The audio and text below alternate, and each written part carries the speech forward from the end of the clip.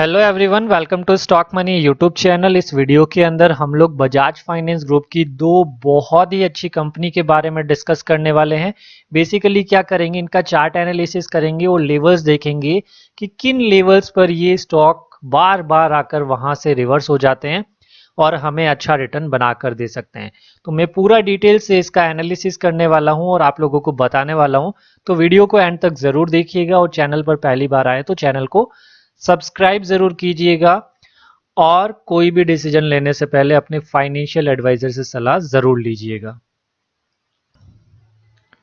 Stock को देखने से पहले हम लोग इंडेक्स देख लेते हैं, किस तरीके से इंडेक्स में मूवमेंट आया है।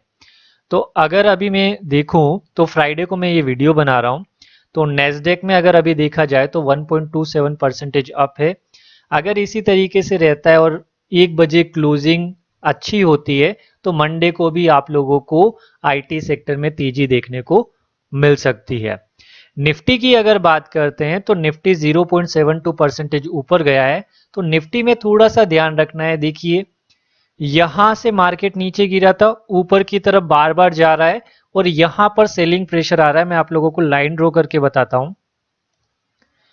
यहां पर बार बार सेलिंग प्रेशर आ रहा है, तो ये लेवल इंपॉर्टेंट है 22,115 का। इसके ऊपर अगर जाता है तो निफ्टी में वापस से अच्छा मोमेंट आएगा।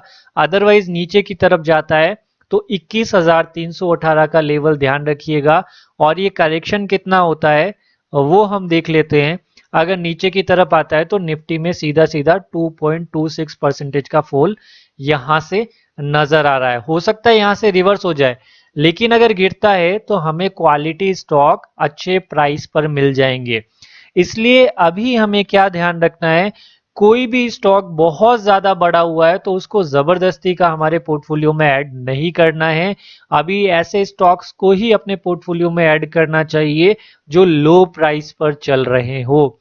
अदरवाइज हाई प्राइस पर ट्रैप हो जाएंगे आप लोग, जिसका एग्जाम्पल मैं आप लोगों को बताता हूं। थोड़ा सा बड़ा करते हैं और रिलायंस को हम लोग डिस्कस करते हैं।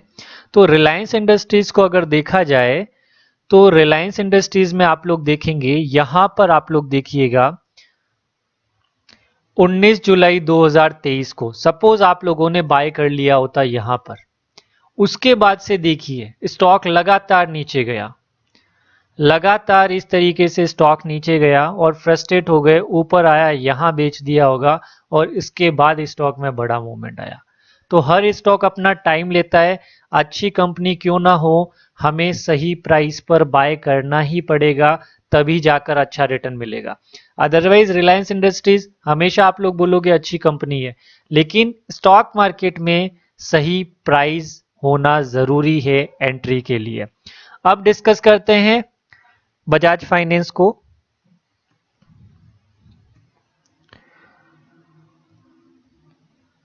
बजाज फाइनेंस के स्टॉक को अगर डिस्कस करें हम लोग तो आप लोग लेवल्स देखिएगा। सबसे पहले इसमें क्या चल क्या रहा है वो आप लोग देखिए। ये स्टॉक में क्या हो रहा है, बार बार ये वाला लेवल, क्या लेवल है ये, नोट डाउन करिए, 7983, यानी कि 7980 आप लोग लिख लीजिए।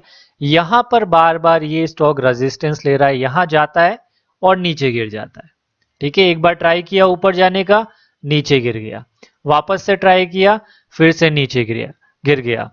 उसके बाद अगर हम लोग देखें नीचे की तरफ कौन से लेवल्स आ रहे हैं, 6660, 6660 का, 6540 और 6375, ये वो बाइंग जोन है जहां से ये स्टॉक बाउंस बैक करने की कोशिश करता है।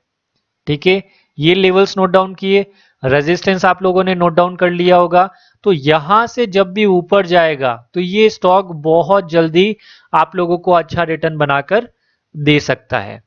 अब थंबनेल में मैंने लिखा था मूविंग एवरेज स्ट्रेटेजी में आप लोगों को बताऊंगा मंथली, तो इसमें कौन सी स्ट्रेटेजी काम कर रही है आप लोग देखिएगा। मंथली मूविंग एवरेज मैंने लगाया और इसको प्योरली हम लोग एक अच्छे माइंडसेट से समझने का कोशिश करते हैं। मैंने यहां पर मूविंग एवरेज लगाकर रखे हैं 20, 50, 200, जिसके कलर आप लोगों को शो हो रहे होंगे। ठीक है, और आप लोग यहाँ पर अगर स्टॉक मार्केट नहीं भी आता है तो यहाँ पर देख सकते हैं कि बजाज फाइनेंस हमेशा ये ग्रीन कलर के मूविंग एवरेज और रेड कलर के मूविंग एवरेज के जब जब पास में आया है वहां से बाउंस बैक कर गया है। ठीक है, कोविड में भी आप लोग देखें यहां बाय किया होता और यहां बाय किया होता, उसके बाद फिर से टारगेट अचीव किया। फिर आप लोग देखें, मैं ड्रॉ करके बता देता हूं आपको, यहां से सपोज ये बाय किया होता और यहां से भी अगर रिटर्न देखा जाए ऑलमोस्ट 50% का गेन बनाकर दिया। फिर अगर देखा जाए सपोज यहां बाय किया, उसके बाद नीचे गिरा 12% नीचे गिरा, लेकिन स्टॉक का बिजनेस अच्छा है, देखिए जहां से गिरा वहां पर वापस पहुंच गया, 27% का रिटर्न बनाकर दिया।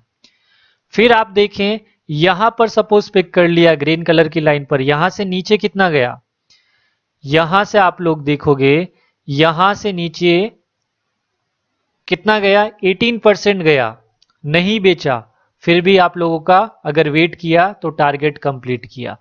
अब हमें कहां बाय करना चाहिए बजाज फाइनेंस को, तो बजाज फाइनेंस का परफेक्ट लेवल था 6843, अभी कहां ट्रेड कर रहा है 6848 पर, यानी कि करंट प्राइस पर इस स्टॉक में एंट्री की जा सकती है। रिटर्न यहां से सीधा सीधा 15% का रिटर्न है और हाई को अगर कंसीडर करें तो 20 से 21% का रिटर्न है। नीचे गिरता है तो यहां पर कितना है 13% का है, 13% नीचे गिर सकता है स्टॉक अगर मार्केट में कुछ भी करेक्शन आता है। तो बाइंग स्ट्रेटेजी क्या रहनी चाहिए, करंट प्राइस पर एंट्री, उससे नीचे 10% अगर नीचे जाता है तो एक एवरेज, ठीक है, और जब ये एवरेज हो जाए उसी समय क्या करिएगा, एक सेपरेट डीमेट अकाउंट में बजाज फाइनेंस में एक न्यू एंट्री बनानी है। ये 3 बाइंग हो गई, स्टॉक को छोड़ देना है, ऑटोमेटिकली रिटर्न बन जाएगा, बस पेशेंस दिखाना है। अब चलते हैं बजाज फिनसर्व। इतना डिटेल से कोई नहीं बताने वाला आप लोगों को,